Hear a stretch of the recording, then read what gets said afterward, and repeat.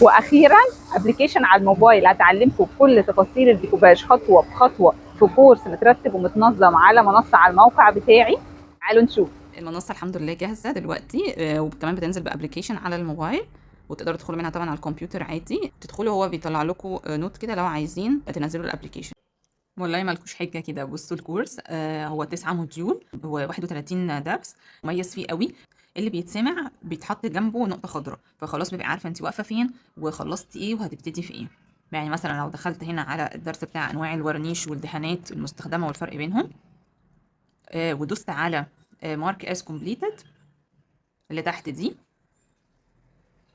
لو انا طبعا سمعت وخلاص باجي لما بدوس باك، بصوا باين لي ان هو جنبه نقطه خضراء، فمعنى كده ان خلاص اتسمع، عشان ابقى عارفه انا وقفت فين هكمل.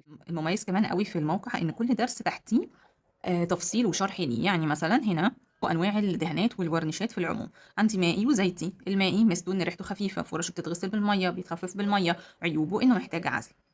والمائي هو اللي بنستخدمه في اغلب الوقت، والاستخدامات بتاعه الدهانات دي زي البلاستيك والاورال تشوك بينت والاكريليك. واسماء الورنيش بقى بتاع العزل: المضباج، الغيره المتخفف بميه، الورنيش الاورا جلاس، الخلطه الخطيره.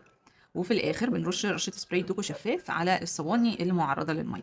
طب انتوا عايزين اكتر من كده ايه؟ والله بصوا بقى، كمان كاتبالكوا في كل تحت كل فيديو الاماكن اللي بتجيبوا منها الخامات المتعلقه بالفيديو ده.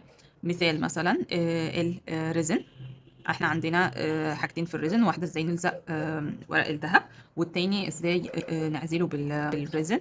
هنا حاطه لكم صوره هنا اهو في الفايلز، صوره النوع اللي بتجيبوه علشان الريزن، كمان الابلكيشن اللي بتستخدموه عشان تقدروا تحسبوا كميه الريزن، وحاطه لكم كمان المكان اللي بتشتروا منه الورق الذهب ده، تتواصلوا مع مين. طيب نيجي بقى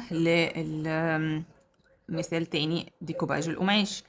بقول لكم تشتروا منين برضو الخامة اللي بنلزقها على القماش، دي خامة معينة وقايله لكم مين احسن من مين. في نفس الوقت الخوص نفس الكلام، بقول لكم مين تجيبوا منه ومين انا جربته ومين احسن من مين وايه الاسعار وهكذا. فالكورس مش بس بتاخدي معلومات، لا بتعرفي كمان اماكن شراء الخامات، بتعرفي مواقع، بتعرفك على ناس كتير. كمان ديكوباج النحاس ده كان في كورس لوحده. فالحقوا الاوفر، علشان هو اول ما عملته خالص كنت ببيعه ب 200 جنيه و250، واللي عارفني من زمان كان عارف. وبعد كده كل ما بضيف حاجات بزود طبعا في سعره، لان الحاجات دي بتاخد مني مجهود ووقت طويل وكورسات بتعلمها وكده. فالحقوه دلوقتي، وهيزيد كمان قيمته المحتوى بتاعه بعدين. ودلوقتي تقدروا تاخدوا نسخة مجانية من الكورس كامل، ده غير ان انتوا لو اشتركتوا اصلا في الكورس ودفعتوا ثمنه وعجبكوش بتستردوا الفلوس كلها كاملة خلال اسبوع، وده ضمان مني. للتفاصيل سيبوا كومنت. مع السلامة.